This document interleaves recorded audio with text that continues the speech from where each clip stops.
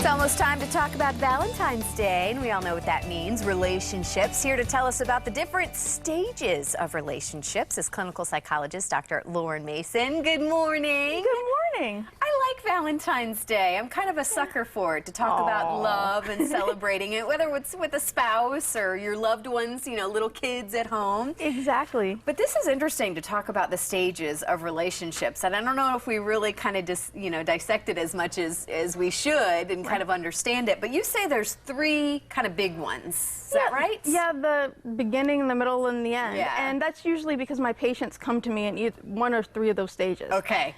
And so that's when they need the most help to sort it out. Yeah, because that's when things typically go wrong or people start messing things up. Yeah. we have a tendency to do that a lot, don't we? Yeah. All right, so the beginning, obviously the beginning is that kind of honeymoon phase, the butterfly stage. Yeah, and it's the anxiety-provoking stage. Sometimes it's good anxiety, sometimes it's negative anxiety, but typically people either go in one of two directions.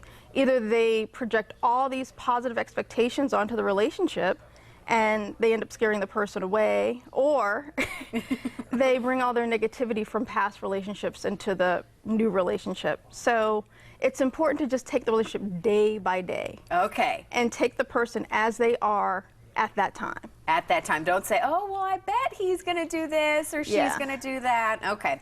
All right. The middle of the relationship, and you say people can be overly pessimistic or optimistic here as well. Yes. Well, usually people hit a slump in the middle because nothing new is happening. Okay. And so there are all these Don't you just rush into marriage then at that point? Sometimes people are already married. Okay, that's true. It's usually a very well-established relationship. It can be married or unmarried.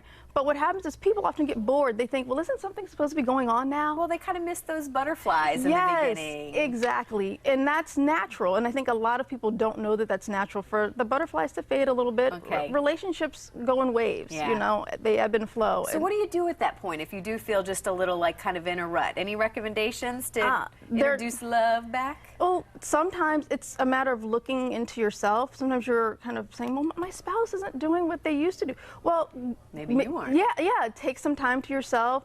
Go out.